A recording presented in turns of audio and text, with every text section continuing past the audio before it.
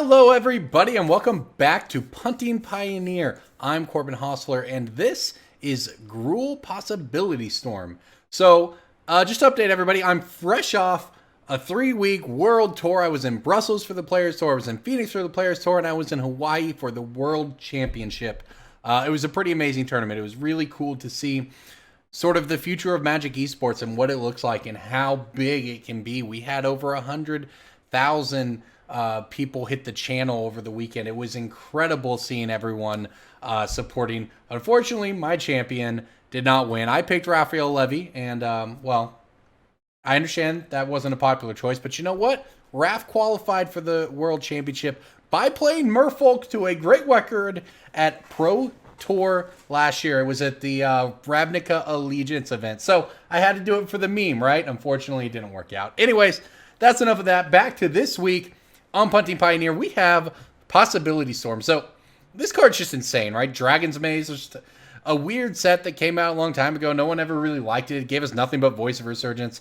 But I guess we also now have Possibility Storm. It existed in Modern, and now it exists in Pioneer, all thanks to the Adventure card. So what this is, it's a 5-mana enchantment. Whenever a player casts a spell from their hand, they exile it. The next exile card's from the top card of their library until you reveal a card that shares a card type with it. Then you get to cast that one for free. So what that means, it's a lot of words, all of which say, when you cast Stomp from Bonecrusher Giant, you get to look for an instant. But because the adventure cards count as creatures in your deck, the only instant in our deck to hit is Shared Summons, which you can go get 2 creatures. More on that later. One of them, though, will be a Lovestruck Beast or a Beanstalk Giant, because these are sorceries when we cast them with Possibility Storm out. And from there, the only sorcery we can cast is Enter the Infinite. All right, stick with me here. You draw cards, all the cards in your library, then put a card back on top. The card you put back on top is Borborygmos Enraged. You then cast Walking Ballista for 0, triggering the Possibility Storm, meaning you cast the first creature you come to. That creature will, of course, be Borborygmos Enraged, which goes into play, and then you reveal the none of that matters. What happens is you get to discard all of the lands that you've now drawn, because you've drawn your deck to kill your opponent. So pretty crazy deck, really neat, and hey, it gets to do powerful things like play all these mana dorks here and go straight from 1 to 3. Play Captain Lannery Storm. Look, you can go turn 1 dork, turn 2 Captain Lannery Storm, make a treasure token, turn 4 Possibility Storm, win. It's pretty sick. We've got Chandra here, generically good, and Domri, Anarch, Bolas. So the big one here is that the static effect on this doesn't matter, but the +1, add the mana, the creature spells you cast turn can't be countered. Note that that doesn't say the mana, the creature spell that mana goes to can't be countered. Any creature spell can't be countered, and that includes the one you cast off Possibility Storm, the Borborygmos. Of course, we got a Glorybringer because, hey, this card's just great. So, everybody, that is the deck. Generic-ish sideboard. We've got some good cards here. Anti-control cards, anti-combo cards. I like this Scab-Clan Berserker here. This feels like a nice one. If you get it renowned against a Lotus Breach player, they probably have a hard time comboing off through it. So, some pretty cool stuff here. I'm excited to play this deck. This deck is exactly what we want to do on Punting Pioneer. It is wild and bizarre and wins in a wacky way. So, hey, thanks for watching, everybody. Let's give it a shot. Hey, everybody, here we go with Possibility Storm. And you know what? I'm into this hand. This hand looks great. We've got the mana ramp. We've got a Chandra. We've got our colors. We've got the Possibility Storm. Just need to find one of them adventure creatures. So this is pretty neat. We'll see what our opponent's up to. But I like what we're doing here. I believe we're on the play. We get to go first. It's turn 1 Mana Dork. Turn 2, I guess, Mana Dork. But turn 3 Chandra. Turn 4 Possibility Storm. Could be a turn 4 win if all goes well. But I guess we'll see what we're up against here. So this is really cool how this deck kind of exists in Pioneer, because in Modern it's a little more simple. You cast, an instant or sorcery. I think it's a sorcery off an adventure creature, and you cast Primal Surge. You put a bunch of red permanents into play, including like Fanatic of Zyndago. So the point is, you cast a card and just wins. This version here in Pioneer, you have to go through all these extra steps. This whole Enter the Infinite, 0-drop, Borborygmos Enraged. It's really a different sort of take, much more creative. So props to whoever out there came up with this deck in the first place, because it is neat.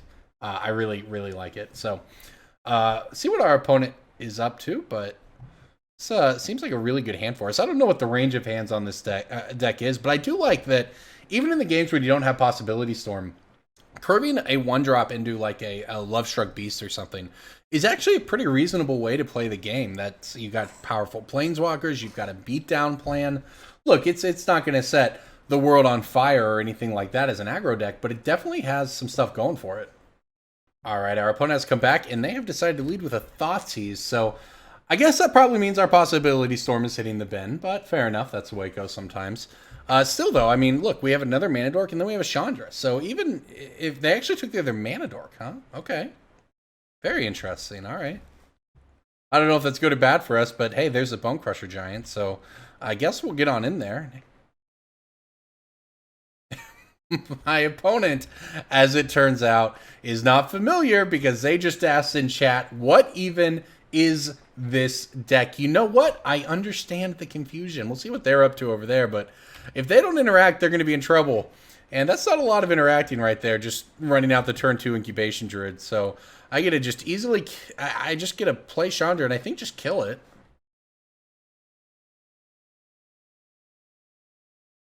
I mean, I don't really know what they're going to do with that in play, but I don't see a reason to let them have it. It's a pretty easy downtick on Chandra here. Get value out of the Planeswalker. Again, play that fair game, but have this combo sitting in hand basically ready to go. As a matter of fact, 4, 5, 6. I count 6 mana. I think if we hit... this is an instant. That gets us a shared summons, which gets us the sorcerer creature. All right, so we still got some ways to go here. My opponent's going to just Thassa's Oracle. That works for us, I think. So they're just on Sultai Inverter or something like that here. One would assume. I mean, is it something weird like 4-color Jeskai Ascendancy or something? I'm trying to figure out why the Incubation Druid would be in the deck. Ascendancy would make sense, but that would make it a 4-color deck for them. So I guess we'll see what's up with that. Alright, well, there's the land. Alright, let's go ahead and make this Possibility Storm happen here. Theoretically, this is not a big deal to leave him played. We'll just poke our Chandra for 1. Also, I would assume it messes with our opponent's some, but let's go ahead and stomp our opponent's face here. Get the trigger off the Possibility Storm. See what it digs up for us. It digs up a shared summons because it's the only thing it can. Now, I haven't actually played the deck yet, so I got to figure out what we want here, but I believe the answer is going to be Beanstalk Giant and Lovestruck Beast.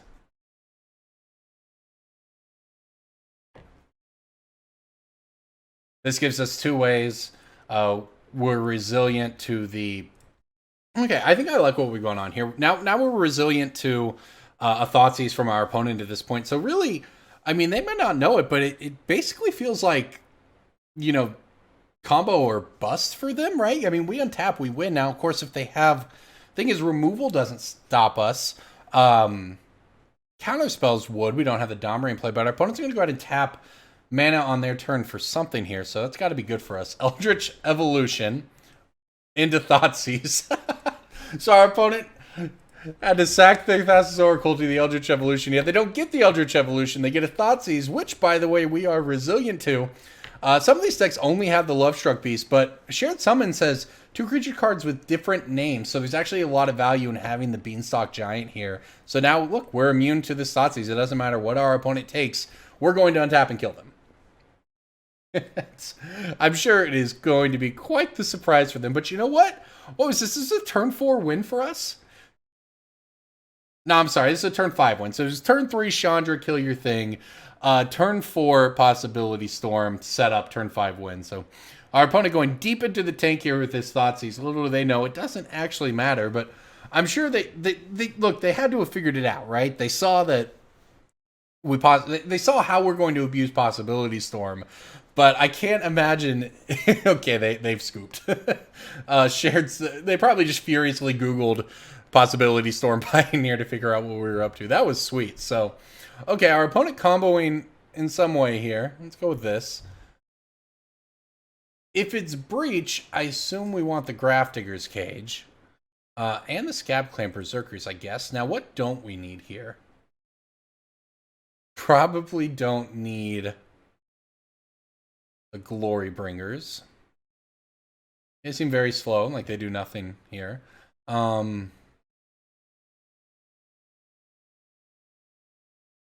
guess I can cut like a Legion Warboss or something. Maybe cut one Mana Dork. See what this looks like.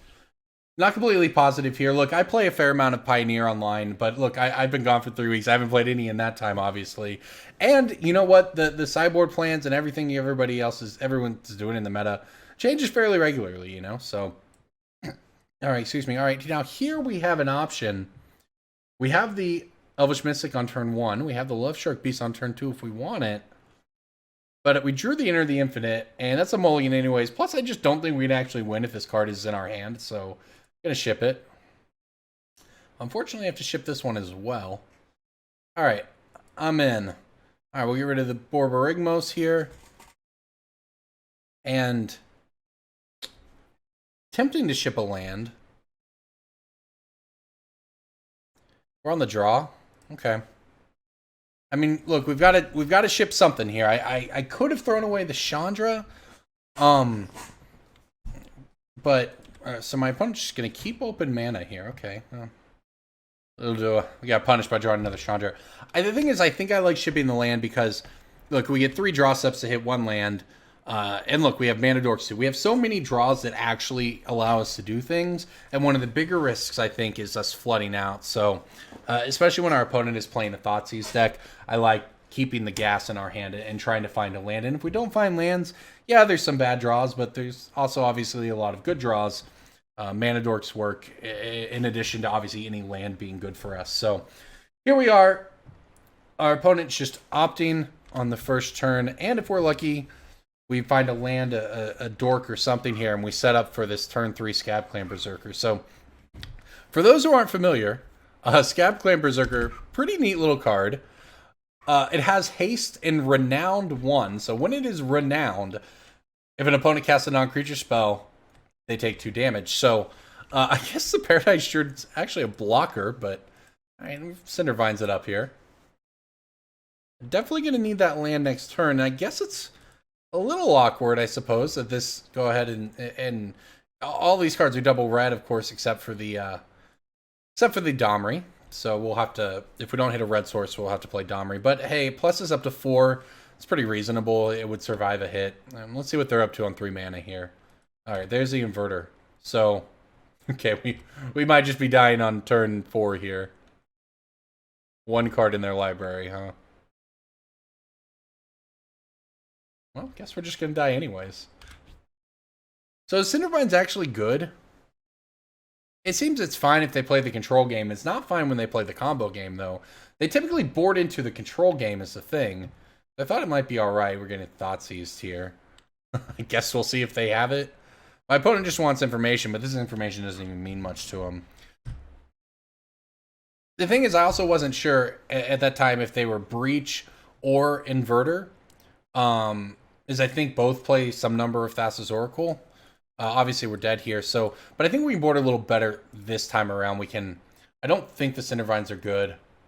The thing is, I don't know what's necessarily good for us here. I guess Rabblemaster, just go ahead and get on the beatdown here.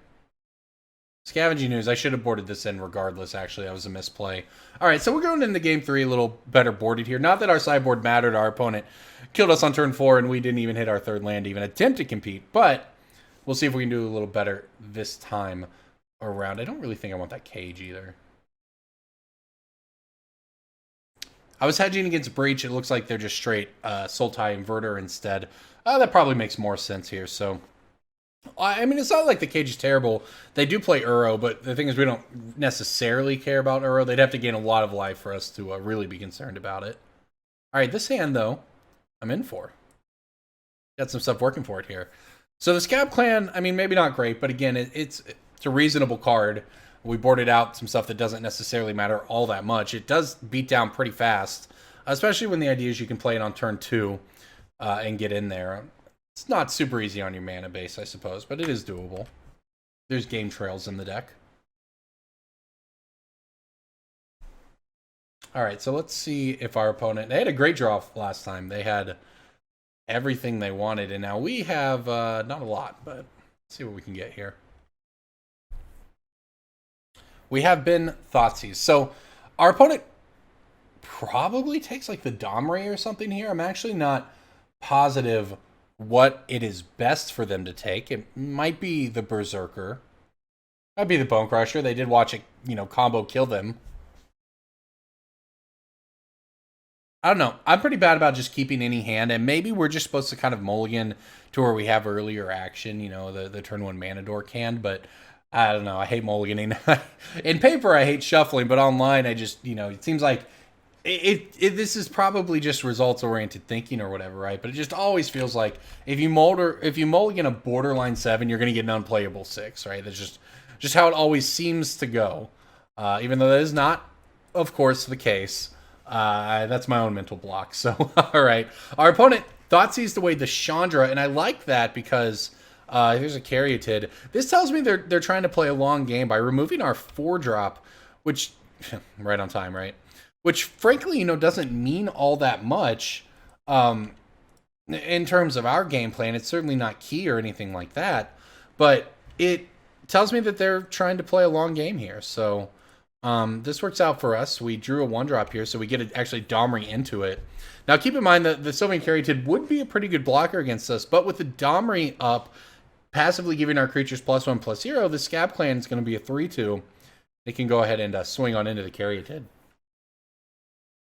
Could also do some fighting, I guess. Now, the real problem we're going to have here is that we don't have our combo pieces. We don't really have ways to find them. Chandra would have helped with that. And even though our opponent's going a little slowly here, we're not really going anywhere as it currently stands. So we're going to have to draw into some action. I mean, I guess we could Bonecrusher go for the beatdowns. That's certainly a thing. I don't know if that's what we want to do. I'll probably start with the Berserker. I wouldn't want to lose the Bonecrusher if I was to then have a Possibility Storm. But our opponent's going to make that choice for us because here comes the Thoughtseize.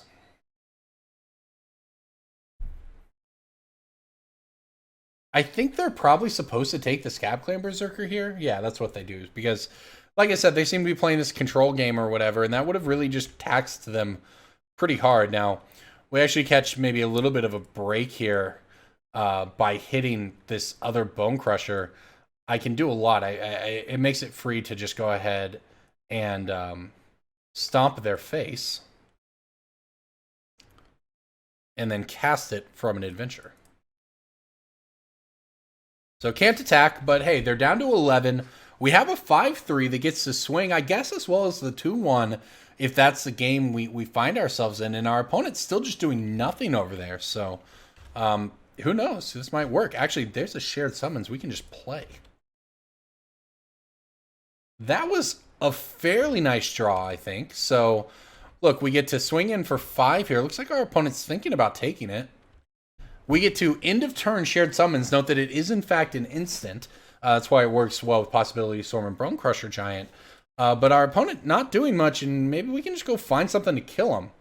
I guess we boarded out the Glorybringer, so in this this particular scenario, I kind of just want a flyer, but we'll see what happens here.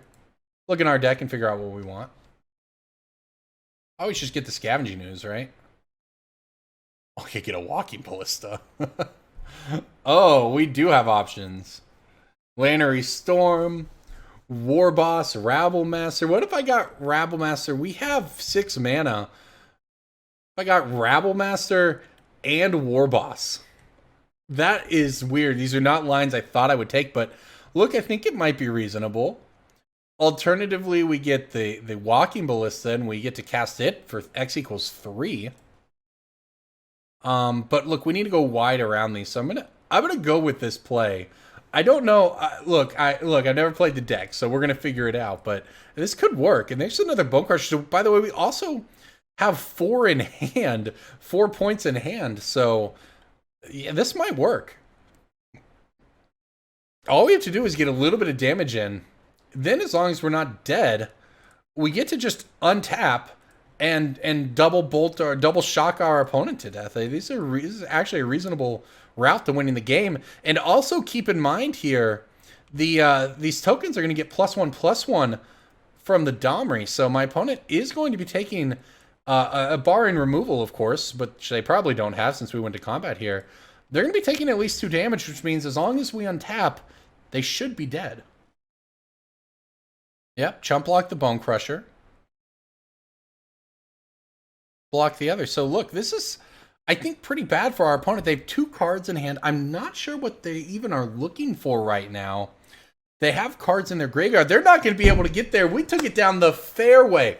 Combo, beatdown, Rabblemaster, Warboss. Look, it's a deck, everybody, and it wins. That is Punting Pioneer. And that's how you pump Pioneer right there. That's how you do it. It was a fun one right there with Possibility Storm. Great game. Let's play another.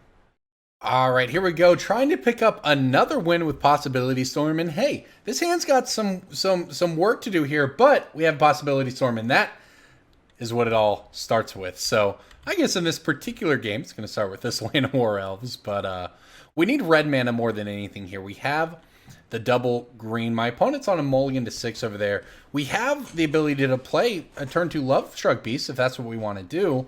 But we really desperately need another red mana so that we can cast this Chandra, Torch of Defiance, hopefully on turn 3. So we'll have to see what my opponent's up to here. Looks like it's just blue-white control. So the Domri is probably going to be the most important card in our deck. But I will say this. I think this means, there's the red mana, by the way, which is great. I think this means this game is probably going to be won fairly. We're unlikely to be able to combo them. So what I actually like, I think, is to play the game a little slower. I'm going to go with the Heart's Desire here. Well, maybe. My opponent on 2 mana, it could be any number of things.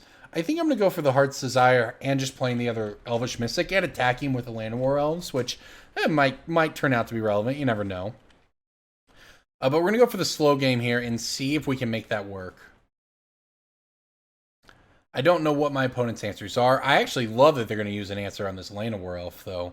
This is why we're playing this like this, is to get my opponent to do stuff like this. Although I suppose putting that on top of my library is still a little detrimental to us, but really not that big of a deal. We get to immediately replace it with the other Elvish Mystic. And by the way, we juked them by playing the Lovestruck Beast Heart's Desire pre-combat. So, all right, my opponent must not have an Island in Plains in hand, at least that they want to reveal.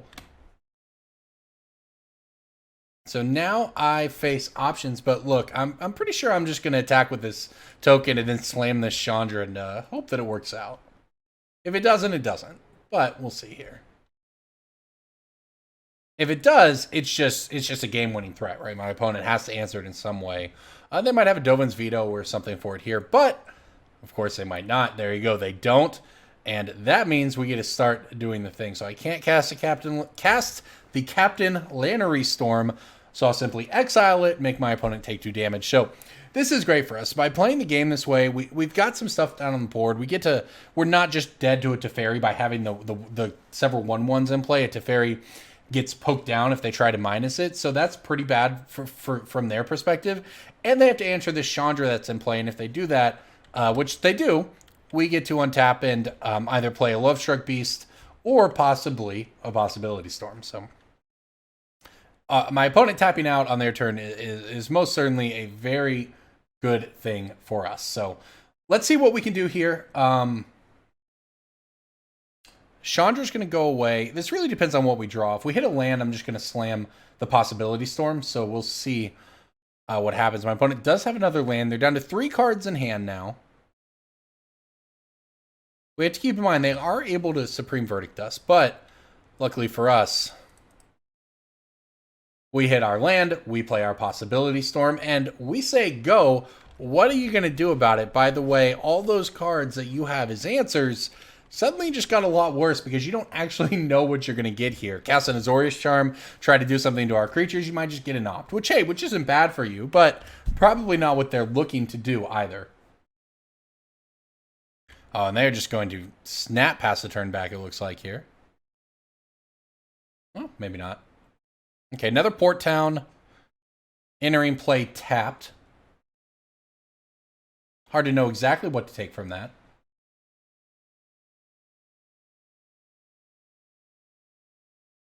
And now they're in the tank. Okay, fair enough. I think that our opponent here, I honestly don't know what they're debating. It's hard for them because, I mean, there's a lot of ways this could go, and obviously Possibility Storm just makes the game crazy already. So, on the other hand, we can really put our opponent to it here. Let's go ahead and attack. Just going to slam in, I think, with the token. And then I'm just going to play the love... Well, play the Lovestruck Beast? Maybe I just get in there with both. Because then I can still Lovestruck Beast plus Bonecrusher Giant to trigger the Possibility Storm for the shared summons after this. Alright, that's fine. They're just going to seal away and see what they hit here. I guess this could be bad for us. So seal away would only hit a creature. It looks like they're actually going to get a detention sphere out of it. So this is kind of interesting in itself, right? Our opponent's going to cast the detention sphere from exile, and then we're going to have an option on our hand. I guess this means that we stomp, get our shared summons. No, okay. Did they choose not to cast it? Not entirely sure what happened there, but I'll take it. All right, play our Lovestruck Beast. Possibility Storm trigger. Let's see what we hit. Yeah, I don't know what my opponent did there exactly. Oh, we cast this. Sorry. This only counts when you cast a spell from your hand, because obviously, of course, it would trigger itself infinitely. So casting a creature on an adventure actually does work. So the thing for us now is we have creatures in play that are going to be down. My opponent's going to have some amount of answers for this. They're putting a land into play here.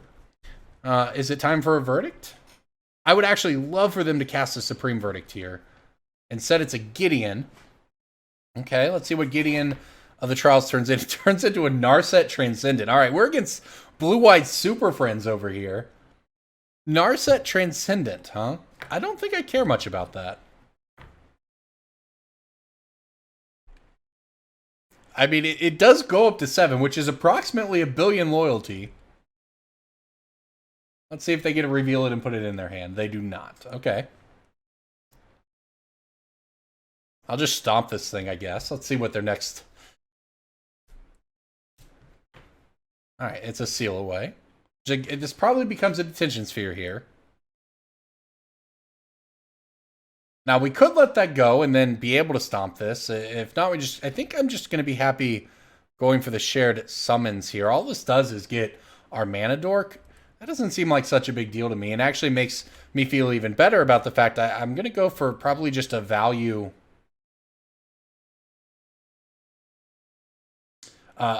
shared summons here.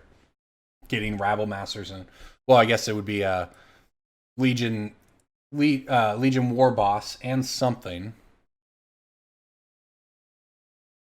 Yep, I'd like my spell to resolve now. All right, what do we want? Guess we can win. Let's get the Beanstalk Giant. And the Lovestruck Beast. I was just kidding. I was never going to go for a value shared summons. I was going to go for the win. I was actually already, I say that, I was already thinking one step ahead where my opponent actually had the answer and they turned their seal away into a detention sphere to get rid of our Possibility Storm. Not the world where we just, in fact, win the game. So I like that world a little better. So here we go. Heart's Desire, cast the Enter the Infinite, draw our deck, put the Borborygmos back on top, figure out how the heck to scroll through here. All right, fair enough. Go find the... we would then go find the Walking Ballista, cast it for 0, get the Borborygmos into play. So, all right. Against Blue-White Super Friends here, these cards seem very good. Cindervines actually seems pretty good as well. Most of our deck is pretty solid here. We have a lot of haste creatures. I like that. There's only so much to cut is the thing, and honestly, most of our deck is pretty decent here. I actually like Cindervines because I really like blowing up their detention spheres and seal-aways. I just got to figure out what to board out. Board out the combo? Probably not. I can probably slow down a little bit. I'm going to cut some of the mana. Well, I actually want to cut equally here because we do want to play around Detention Sphere as much as possible. This gets us down to 62. I'm going to cut a Possibility Storm. And then I got to cut one more, huh? We have a lot of haste creatures already. I'm going to go ahead and I think cut... I don't want to cut a Bonecrusher. I don't know how I feel about cutting adventure cards in the Possibility Storm deck, but the thing is, we have all these haste creatures. Our opponent's playing slow enchantments. I think we might just be able to play a fair game and get there. This is, I mean, this is an interesting hand. But look, it goes 1, 2, 3, and by 1, 2, 3, I mean 1, 3, 5. Llanowar Elves into Fertile Footsteps into Shared Summons. So I guess I have to keep this. We'll see where it ends up going, but this hand seems reasonable.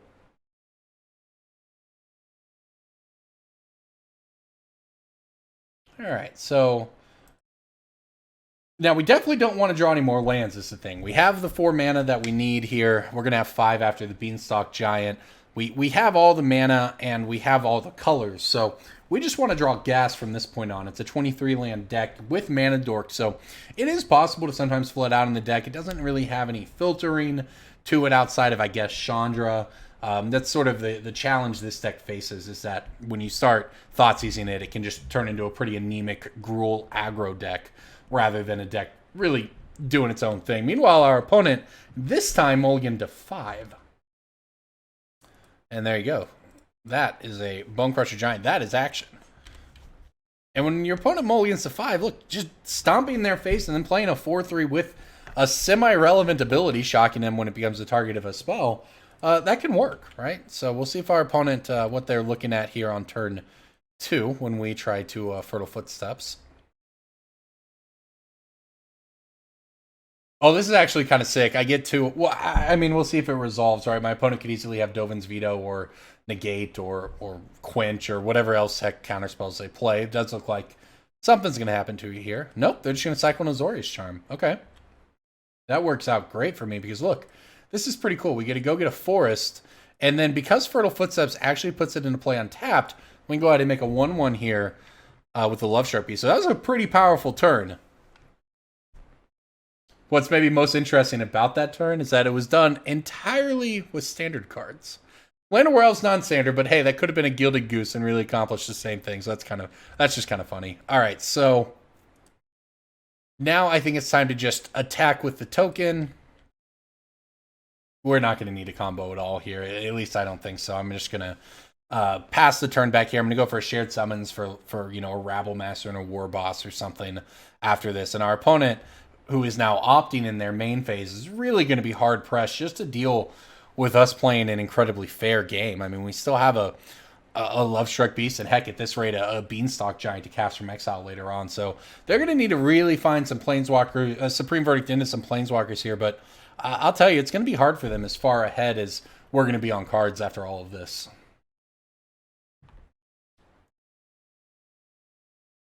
All right, fire off the Shared Summons and see what happens here. It resolves. I love it. You love to see it. All right. I think the answer is probably just Rabblemaster and Warboss.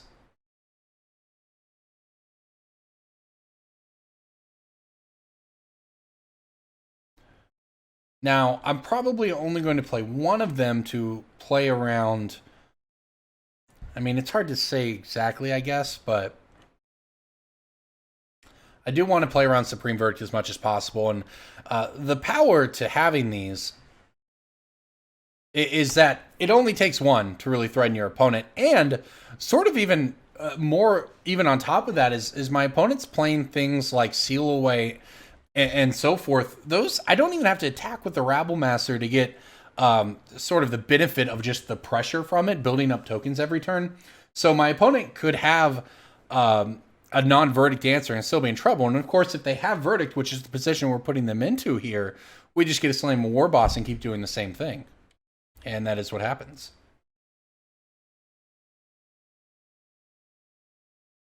I guess I could stomp. I'm not going to, but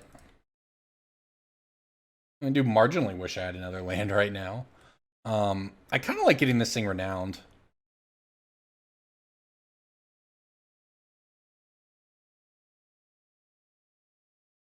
Yeah, I guess I'll go ahead and cast the Heart's Desire here. Maybe that was, I don't know, it's hard to say. On the one hand, that could be somewhat wrong because, look, it's more total damage if we were to play the Warboss attack with the token and then next turn play the Scab-Clan Berserker and get in there. But I like the idea of getting this thing renowned, so now if they cast a spell, it will ping them for 2, and that's kind of relevant when we have the 2 Bonecrusher Giants in hand. It could easily come down to something like that. I also this is sort of a different line, but I like the idea. We went ahead and used that Lovestruck Beast to get that token out there. So I like preserving the ability to make other 1/1s later, because this of course would not be a 1/1, and now it's getting removed. But we need the 1/1 so that the Lovestruck Beast can attack, and the Legion Warboss provides that later on in the game if we ever actually get to a combat step with the Lovestruck Beast. Well, I say that and we just draw another one anyway, so that works out. So I'm going to slow it down a little bit here, I think. Maybe not. Well, my opponent actually has mana up, so I think I will. I think I'm just going to get in there with the human token and then play a Lovestruck Beast. My opponent's done very well here, for what it's worth, for the position they were in, of having, you know, mulligan to 5 here. That said, we're still just amassing threats in our hand, but they're getting to an amount of mana where it's possible that the threats in our hand don't get there. You know, they could play a board wipe plus, you know, a Planeswalker or something. I mean, how good would something just like a big Teferi or something be here? You know, plus Seal Away to kill Lovestruck Beast.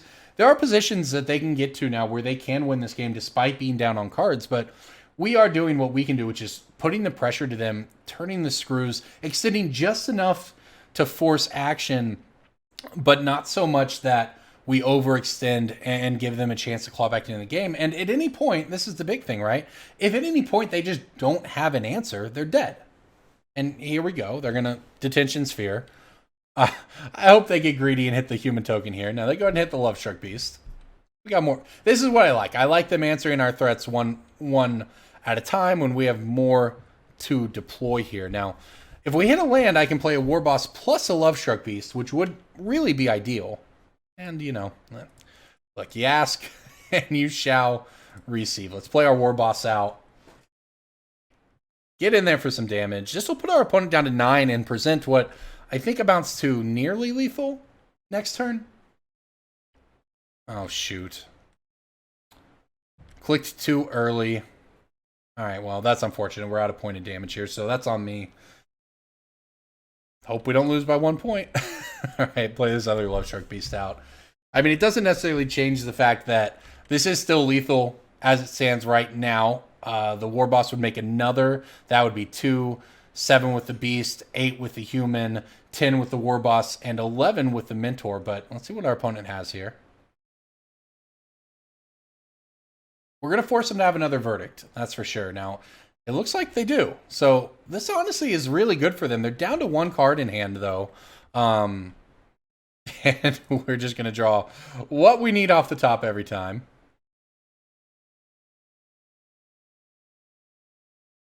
And now I guess I have to make a choice. Do I want to just play out the Lovestruck Beast without a 1/1? I think I do. Force them to have a third verdict here.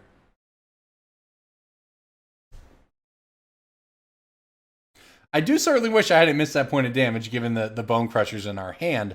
But our opponent is just in desperate need of another verdict as their last card here. So we will see if they're able to have the exact right answer at the exact right time. And even if they do, game is far from over. If we hit land, we just get to play a giant Beanstalk Giant. And if we don't, we get a Stomp plus Bonecrusher. And there's only, I think it's basically just Wraths and Seal-Aways. I guess Planeswalkers as well that really work against the Bonecrusher. Making a human in your main phase, though, don't know about that one. And a Cindervines is a pretty great draw for us. But hey, that's the thing. When your whole deck is great draws. All right, I'm not going to miss my combat this time. Attack with all the creatures. Mentor onto a Goblin. All right, force our opponent to have an answer. And truthfully, they're just in, they're in a lot of trouble now. I mean, Cindervines, that does them. Cindervines was going to deal them damage if they cast an answer, and even if they had it, we then get back that Scab-Clan Berserker at instant speed on the end of their turn. So there you go, everybody, 2-0 with Possibility Storm. All right, everybody, time for more of Possibility Storm. So I like this hand. It's not sort of the classic Llanowar Elf draw hand, but look, we have a curve here. We have a 1, we have a 2, and we have a 3. And really, with the token, the treasure token, we have a 4. I mean, this is a hand that, hey, if our opponent is playing some sort of combo deck or something like that, and we just need to combo them out quickly, this hand's not going to work very well for that. But look, if our opponent's playing some sort of fair deck, this hand suddenly starts to look pretty good. And there's our 4th land as well. So go ahead and play out the Heart's Desire here, get our 1/1, pass the turn back, and hope they give us something to stomp. If they give us something to stomp, this hand's got a lot going for it. And, well, only in the strictest definition is that something that we can stomp, as our opponent puts a Haunted Dead into the graveyard. That's pretty bad for us. But if we don't hit anything better, and we didn't, I mean, I'm still going to do it, I guess, right? Let's think here. Yeah, because, look, I'm not going to need to cast... The way I'm looking at this is... Well, maybe. I think that we're okay doing this. We get to play out a bunch of creatures. We just have a very strong sort of fair hand. And this means that anything we draw off the top of our deck with this Possibility Storm is sort of hedges, right? This lets us play the fair game a little better by getting in a bit of a damage. Decimator of the Provinces over there. But it also means that we anything we draw is going to be good with the Possibility Storm at this point. I don't know. Maybe I'm supposed to hold on to it there. It's hard to say for sure. Our opponent, meanwhile, gathering the pack over here, they're filling the graveyard quite well. There's the Narcomoeba and a Creeping Chill. So, good news for us, though. Narcomoeba's not such a big deal. What matters is there's no prized amalgams. Well, I guess that was the only hit we were ever going to get in with that human token, for what it's worth. Okay. All right. Well, let's play Captain Lannery Storm here. Well, look, it doesn't matter. We drew a shared summons anyway. So play the captain. The captain probably just going to get blocked. I mean, it's actually kind of bad for us in the sense that, you know, our opponent gets a... Okay, sure. They get a block with a Stitcher Supplier here. Mill 3 more over, including a Creeping Chill. But you know what? No prized amalgam. That's what we care about, I think, the most. So we have the shared summons. We can go get our sorcery next turn. By that, I mean we go get a Beanstalk Giant and a Lovestruck Beast. I'd say we still have some work to do. I mean, this hand's a little... The way it's played out is a bit slow, but our opponent missed on most of their big things. I guess the Decimator of the Provinces could be a problem if they have one in hand. They have 3 cards in hand, but there's no amalgam, so it's not terrible. Here comes the Supplier. And with 2 Narcomoebas... Wow, still no amalgams. With 2 Narcomoebas in play... They're not even that big of a chance to hit them. So they're down to 2 cards in hand here. Our opponent's deck is...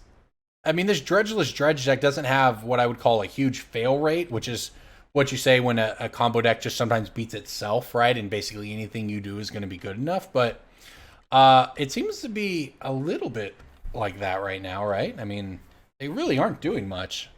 I mean, they do have us down to 12. The Creeping Chills will do that. So, we're not out of the woods by any means. There's an arrow. Okay.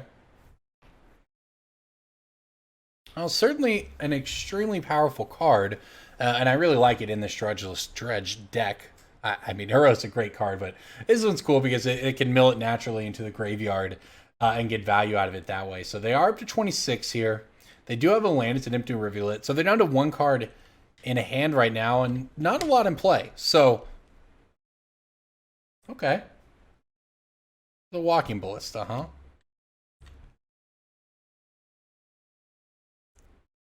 I'm just trying... That actually helps. Not at all, right? It's not really... That just doesn't matter. Do I even want to attack? I have enough mana to cast the shared summons. I guess I want to attack because I don't want to have to shock myself next turn. See, on their instep, I'll play Shared Summons. Gosh, we're still just a long way away, frankly, here. We're going to untap. I think we're going to have 6 mana. We're much further away than I would have liked. I mean, maybe... The thing is, the Lovestruck Beast we played when we didn't know what our opponent was up to, but the Bonecrusher, I don't think, really made a huge difference here. You know, I guess it would mean this turn we're playing Possibility Storm, next turn we're Bone. Maybe it would make a difference. So just thinking, keeping this in mind, right? Just think through the way the game would have played out. We would have still played. We would have played Possibility Storm on this turn. Done nothing, right? But that doesn't matter. We then untap. We Bonecrusher for 2 mana, get a cast of Shared Summons. That gives us a Beanstalk, cast it for 3. We have 5 mana, and we win. So if you're following along at home, thinking about building this deck, I think it's fair to say, I had my reasons for doing it, but I do think it was a mistake. I think that is not what I should have done there. So just something to keep in mind. Now, I could still play the Possibility Storm. Now, let's see what they hit off of this one. Surely they can't miss that much more, right? Alright, there's an Amalgam. But one Amalgam at this point, really not that big of a deal, given they didn't hit it in conjunction with a... Alright, so here's the thing. I have access to... Okay. Is there any benefit to playing the Possibility Storm right now? There's not. I think we just got to pass here. I'm going to be 1 mana short. No, I'm not. We get a Lovestruck Beast. We're fine. I think this is still going to work out fine. I think we still win next turn. So, keep in mind what I said before, because it could have mattered, right? The mana difference. If our opponent had double blocked the Captain Lannery Storm, which they probably should have at the beginning, then... I wouldn't have this extra mana to sort of make my plan work out okay. But as it turns out, if we don't die here, I believe we untap and win. Barring, of course, my opponent having an answer to it. But the way it should work is we Shared Summons going down to 1 treasure token. We then get our Lovestruck Beast. We untap, play Possibility Storm, shocking ourselves if we need to. But yeah, I mean, I guess we are going to need to, right? We shock ourselves. Or use the treasure. Either way, attacking with Lannery Storm will give us another treasure. But we should have the win lined up barely here. So our opponent has 2 cards in hand. If this is just escaping an Uro, which it looks like it might be, we're in great shape. That's not going to beat us. I think. Can we deal 29 damage? I guess that's the question. There's 23 lands in the deck. 18 times 3. That's 54. We can do it. We'll have enough. All right, let's see what... I guess they're still making up their mind over there. Uro plus interaction? There's no interaction that actually beats us. That's a nice part of our deck. I mean, I guess there is interaction. You can, in theory, if you had some sort of split-second removal spell, but the thing about Borborygmos, or Borborygmos, wherever it is, the big guy, is that you can pitch stuff in response. So I do really like Uro triggering Amalgam. That's a neat piece of, just a neat piece of tech here for the deck. But even if my opponent has Fatal Push-Up, that's not going to be able to take out our Borborygmos. So looks like we're going to go down to 10 from the attack here, and then likely untap and win. As long as I don't misclick past the end step, but I'll make sure not to do that. How about that? I guess we'll yield to the Captain Lannery Storm ability. I like that card a lot. All right, cast a Shared Summons. Our opponent, by the way, would have had no idea what was up until this moment right now. So that's a thing. All right, take these 2. Let our opponent get their Amalgam back. And move to our turn to try to win here. Go ahead and shock this in.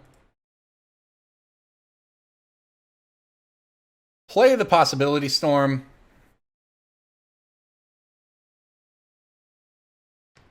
play the Heart's Desire, trigger Possibility Storm, get the Enter the Infinite, cast the Enter the Infinite, draw our deck, go find the Borborygmos to put back on top here.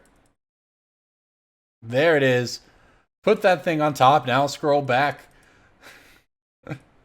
Find the Ballista. Cast the Ballista for 0. Put the Borborygmos in play. Cast it. And start pitching some lands, I guess. Looks like our opponents are going to go ahead and make us click through it all. Hey, maybe we don't have all the lands. Is this any target? That's cool.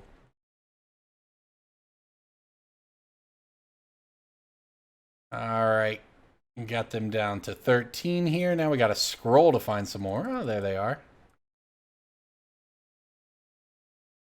Put them to 7. Put them to 4.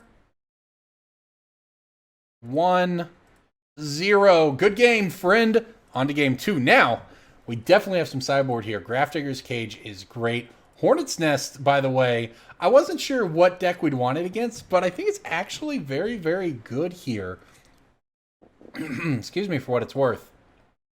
If I want any of the rest of this, I kind of like the Harvester. It's actually a pretty clutch blocker. I think maybe the Glorybringers, I mean, they're not bad. They're just very slow. We'll keep all of the combo in. And cut a mana dork here. Now, we do have a lot of cards that don't do much, like these Legion Warbosses. I do like I like having them in the main deck, but they're certainly not great. Same with Chandra.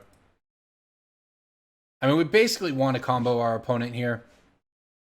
Or draw our, want to combo our opponent, or just draw some of our sideboard cards. Our sideboard cards are quite effective against them. Obviously, Grafdigger's Cage and Scooz, but also Hornet's Nest. I mean, what's my opponent going to do? Attack with a 6/6 into a Hornet's Nest. Get blocked, give me 6/6 Death Touch Insects. This card's neat, right? And we get to play it on turn 2 a lot of the time here. So the nice thing about the Possibility Storm deck is that it's actually incredibly difficult for your opponent to interact with it, because if you put Possibility Storm in play, one, it's resolved, right? You get priority first. You get to cast your sorcery. You're going to get the ability off it to go get Enter the Infinite no matter what. So at a minimum, you're casting Enter the Infinite. But then even if they have an answer to it in hand, they have to throw them dice and hit it when they Possibility Storm off the top of their deck to try to find a way to actually kill it. So the entire deck's actually very resilient to hate. I mean, disenchant effects just don't get there. You need discard to keep it from getting going. You need counter spells mostly. Now, this hand, not a keep. Need some lands. This one much better. Got the got everything we want, right? We got a. Now, what do I want to pitch here? Probably the Chandra.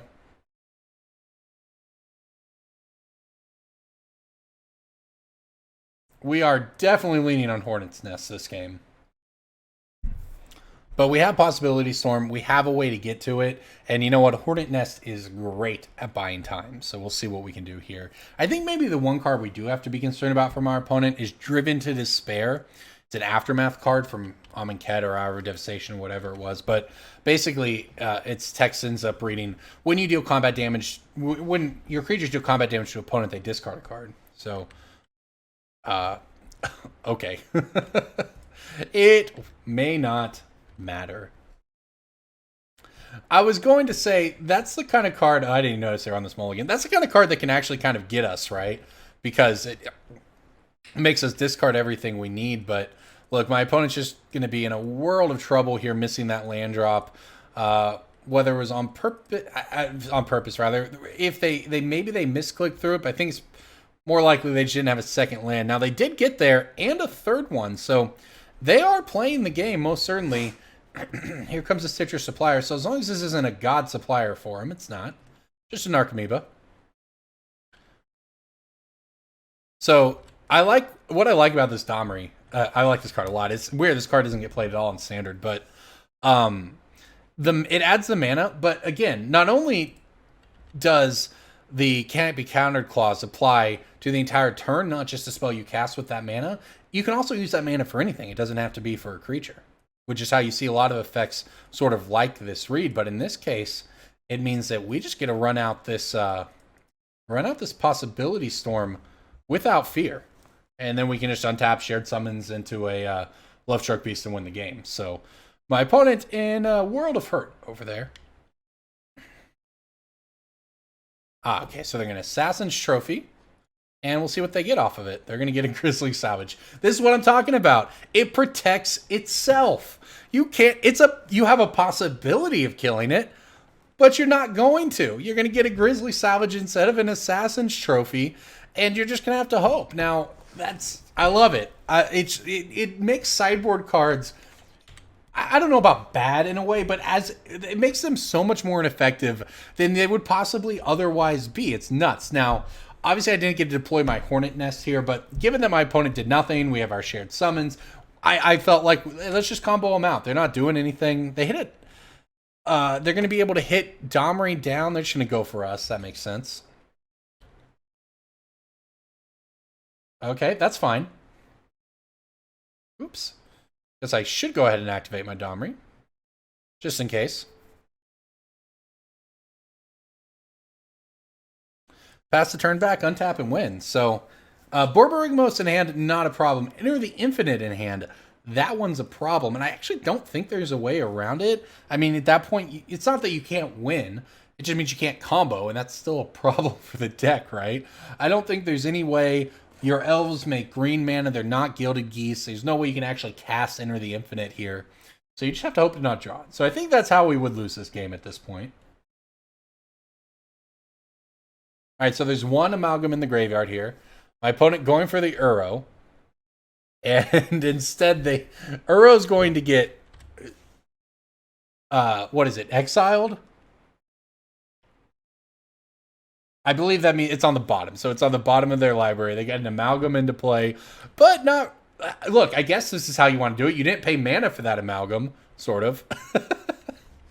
All right, they'll put us down to 13 here. And then we shall untap. Oh, no! I'm so stupid! Ah! Wait, we don't have any other instants. Oh, I'm so dumb. Drawing shared summons was actually terrible. Oh, crud. Oh no. I'm so stupid. I'm sorry, everybody. Okay. Well, let's play this game a little differently then. That's really funny. Just talked about how messed up our opponent, messed us up too. Look, it's late. I just got back from a 3-week world tour, Europe, Phoenix, Hawaii, back to Oklahoma where I live. I don't even know what time zone I'm in anymore.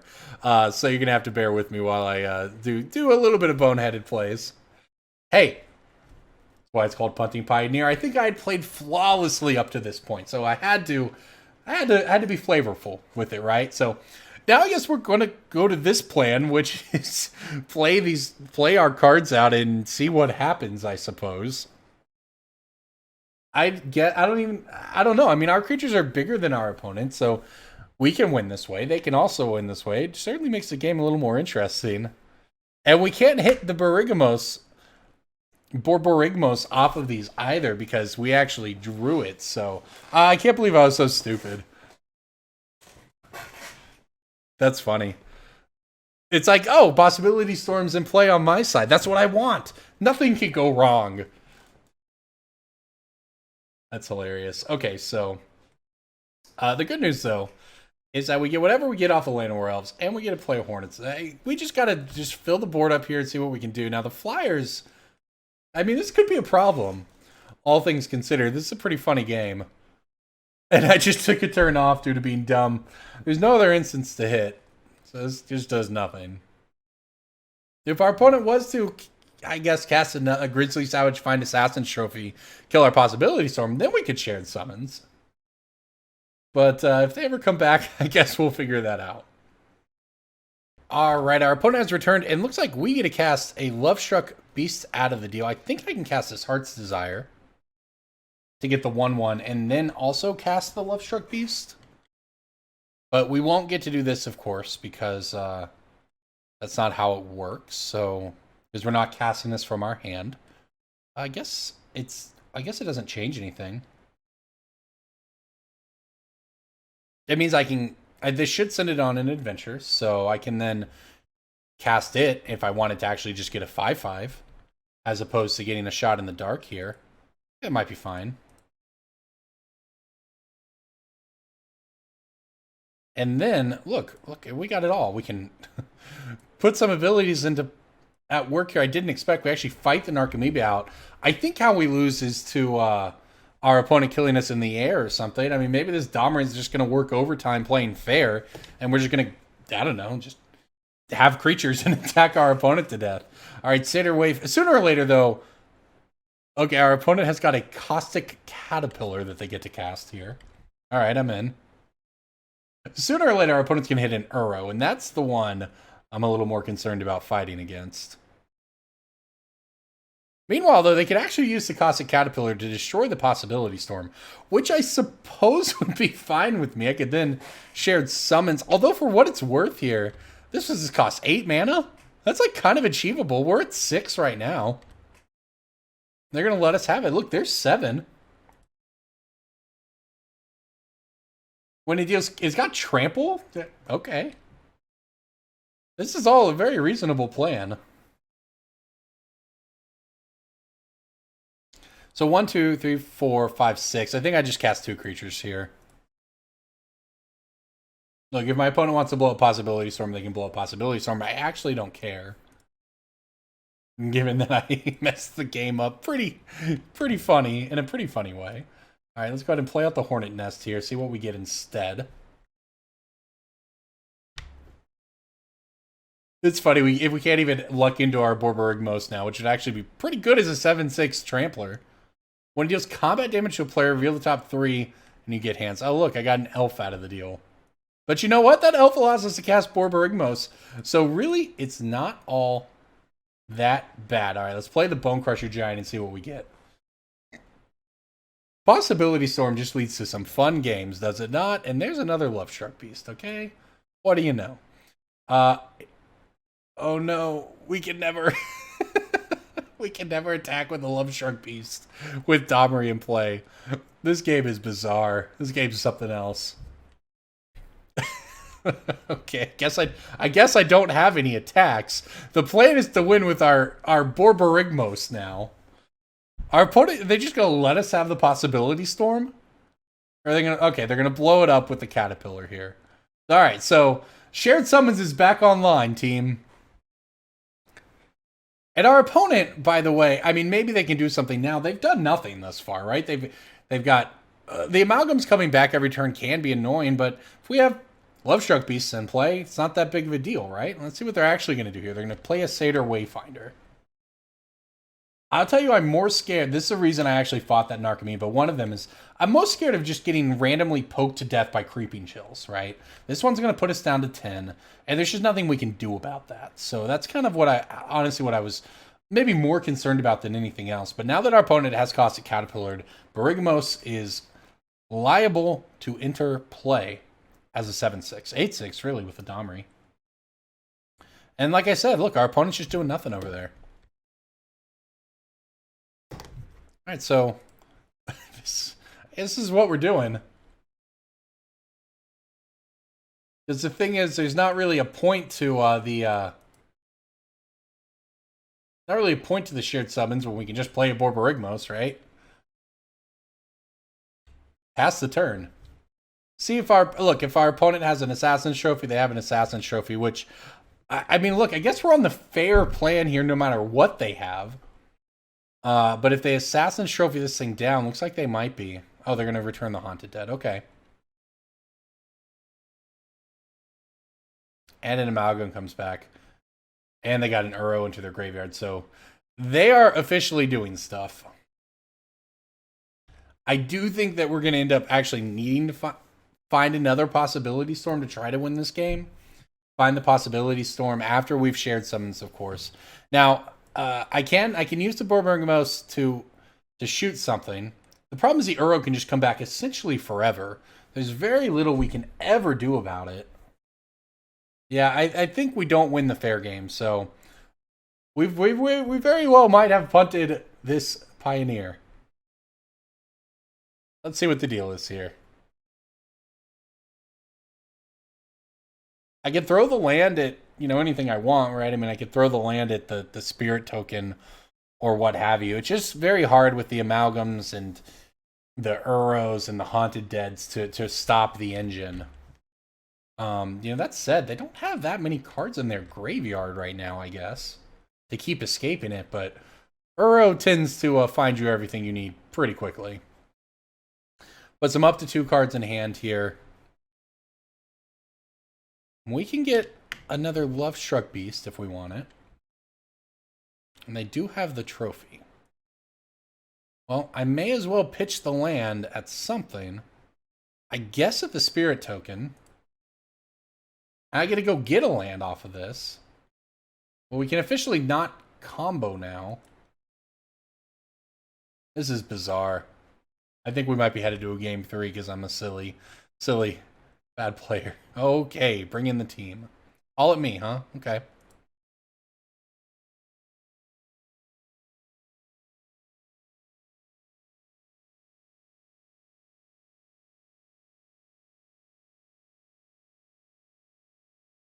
Maybe something like this?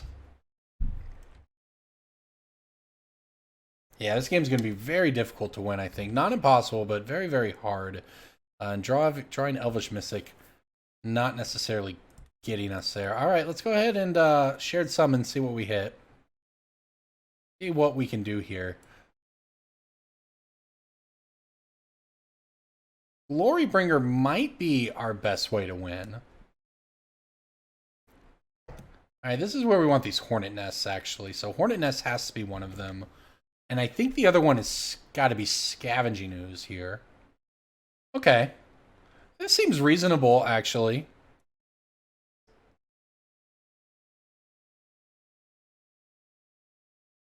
Play the Scooze. Eat the Haunted Dead while we can. Also gains us life. Alright, so there's nothing else in there my opponent can get back. Right now, I mean, the Amalgam we'll see coming. So I can chump block the Uro. It doesn't have Trample. The one word not on this card is Trample. I can chump block it with Elvish Mystic. I can Scooze, eat an Amalgam, make it big enough to block an Amalgam. Put the Lovestruck Beast in front of the Stitcher Supplier. Go down to, what, 7 after we gain the life? It's kind of reasonable. And then we get untap into Hornet Queen, or Hornet Nest, which could be a Hornet Queen, basically. Now, our opponent does get all the value here off of this Uro, so the thing is, they are advancing their game state at the same time, sort of, that we are, but I honestly think this can still work out.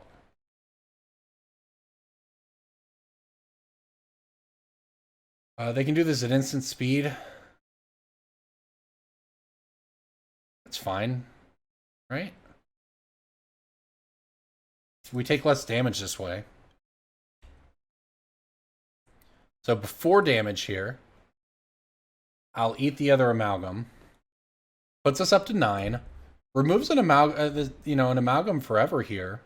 And then when we untap, they basically have to use the Haunted Dead, or I can at least, force the issue here with the Scavenging Ooze. This guy, if they don't have removal, which, it seems like they don't at this point, the Scooze could go the distance here in a way that, not much else we had really could. All right, there's an Amalgam. So that's actually very annoying.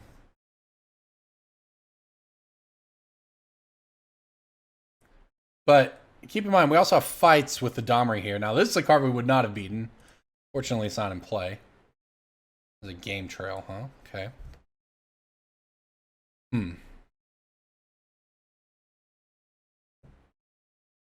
Decisions. So, first thing I'm going to do, attempt to eat the Haunted Dead. Oh. Interesting. Oh, they played the card. So then they have one card in their hand. Oh, this is terrible for them, actually. Okay. Now, not only is Scooze just doing absolute work here, it's bigger enough to block an Uro. I can play out a Hornet's Nest. I hope you're ready for this, by the way. I get to play out this Mystic. Now I'm going to have Hornet Nest fight Uro.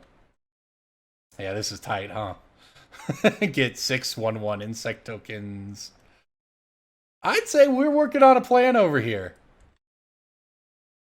Now, I think the one now it's possible I shouldn't have played the Mystic, and I should have just kept the green open for an instant speed Scooze activation, but that fighting the Uro with the Hornet's Nest was pretty tech. Our opponent doesn't have 11 points of burn left. They can now no longer get in damage. They're down basically everything their deck wants to do. Uro can't even attack. This is great for us. I've gone back and forth so much. I punted the game. I punted the easy win. Then I thought, oh, we're going to lose. I can't beat this recursion for forever. Then I found out that Scavenging Ooze and Hornet Nest fighting an Uro is actually possibly just unbeatable. Punting Pioneer or not, this game's been sweet, hasn't it? So our opponent also working on their own clock over there. They're probably just on, like life tilt about everything that we've done to them. I won't lie, fighting, I was actually thinking, I was like, the way we can still lose, Hornet Nest doesn't have reach or whatever. Sure, it stops Uro from attacking, and yeah, that's really important, but like, what if an Amoeba or something just gets us, right? But Hornet Nest fight with Domri, gets 6/1/1s, which are really, by the way, 2/1s. This will actually just do a bunch of damage. I mean, this will just kill them. They're at 31. It's a bunch of life, but that's 12 coming in every single turn. I like it. The key, obviously, was when our opponent didn't have removal for the Scavenging Ooze. So we'll see if they are even sticking around. This might be it. This might be the scoop on the spot, but rope you out. Or they're just disconnecting. Who knows? But I looked at a bunch of different lists of this deck when I put it together. There's, ones that play Kiora, Behemoth Beckoner, the 3 mana hybrid green-blue planeswalker from War of the Spark that draws you cards when big creatures come into play. And you play it because it's a 3-drop you can ramp into, and it untaps you because it untaps a permanent. It ramps you a mana. There's all kinds of stuff, but I hit upon one person's sideboard that had this Hornet Nest, and I was like, this is my jam. I wasn't positive how I would use it. I literally hadn't even considered the fight. I was like, yeah, I mean, it makes sense. You play against an opponent playing big creatures like mono-green Stompy is what I was thinking of, right? Like, they play a Lovestruck Beast, you block it with a Hornet Nest. Yeah, have fun coming at me. But I certainly did not anticipate this coming up until it did. So that was pretty nice. Pretty nice one. So, okay, I'll check back if our opponent comes back here, but I think this might be it. I think the fighting the Hornet Nest with the Uro, the Scavenging Ooze out. Our opponent, I mean, look at all the cards they've exiled right now, right? If you just think about the ways they could actually have to win the game from this point, and look, they've returned. They've got 2 Creeping Chills in there, right? So they have 2 left in their deck. That's 6 points of damage. There's 1 Haunted Dead, and there are 2 Amalgams. So here comes a Wayfinder. It's just going to be really hard for them to even find the pieces to win the game at this point. Even if we didn't do anything else. It was an Ashiok Dreamrender. Well, that would have been good a while ago. There's another Creeping Chill. Oh, this is actually the exile pile here, right? Yeah, that's what I thought. I thought we had 3 Amalgams. All right, so 2 Haunted Deads and 3 Amalgams in the graveyard or in the exile zone. What are they going to do? Come in with Uro? Sure. Why not, right? And yet none of this is scary in the least. Now, like I said, I do wish I had kept up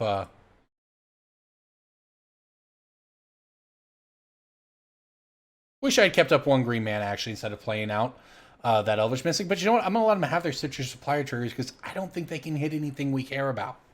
I could be wrong. Narcomoeba, not a big deal. We just get a fight again. Amalgam, sure. There we go. Another Haunted Dead. So this is actually some of the best hits my opponent could have. I just don't think it's going to be enough. They can't possibly get through all these insects in time. I mean, look, their clock's going to get them before anything else at this point because they left several times. But even if they just had access to everything they wanted here, I just don't think they're going to be able to win the game. The Narcomoeba looks pretty silly against an army of insects. Yeah, bring the Uro back. That's fine. I mean, they're going to deck themselves too. decking, clocking, dying to Hornet Nest tokens. We've got all angles covered here, despite our opponent being up to 40 life. All right, get your last Amalgam back. No fear. They do have enough to actually trigger the Haunted Dead this time around.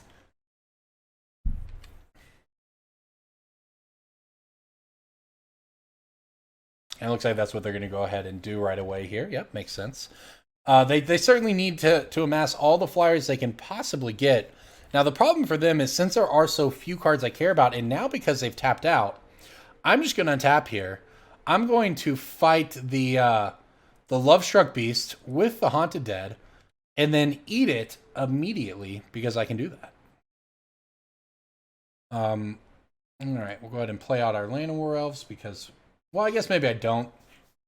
Because it doesn't, I don't think it really matters. I mean, I could play this Lovestruck Beast.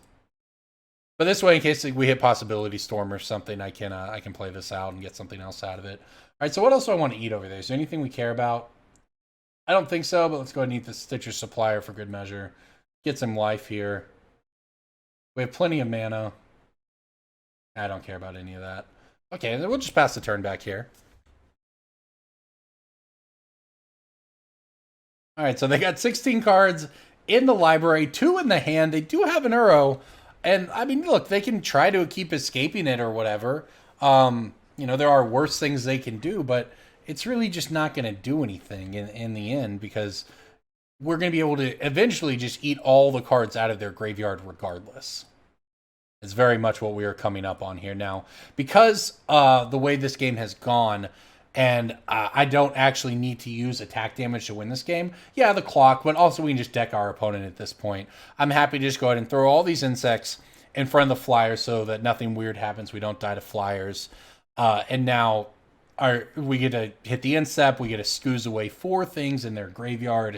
At this point, it doesn't even matter what there is. We're just hitting the food for the Uro coming back. There's just not a lot of ways my opponent can even keep a board together, much less a board that's going to go the distance here for that 10 points of damage. Now, it is not often that your opponent plays an Uro and escapes it multiple times and all that, and you're actually worried, but also, I'm just not going to eat the Uro because I can do that. This might elicit the scoop from our opponent as they went straight to their instep here. I think may have been the old F6, I'm dead. But yeah, Scavenging Ooze eats the Uro, eats the Narcomoeba, eats the Wayfinder.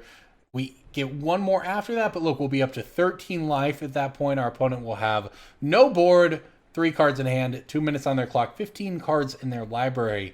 Scavenging Ooze going the distance here, but really it was this Hornet Nest. I mean, I think if it was just the Scavenging Ooze, this game would have actually been very losable for us because, yeah, we would have eaten a lot of this stuff and we would have gained all this life, but look, there would have been like 3 tokens in the air plus 2 Narcomoebas or something. I don't know if it would have worked. Now, I just don't know that we would have been able to win that race without the old Hornet Nest fight synergy. Also, interesting to note, in the early game, remember, we just ran this thing out on turn 3 because before I punted Pioneer, we had thought we were just going to use this Rainbow Possibility Storm and win the game. I had it all planned out because I'm dumb.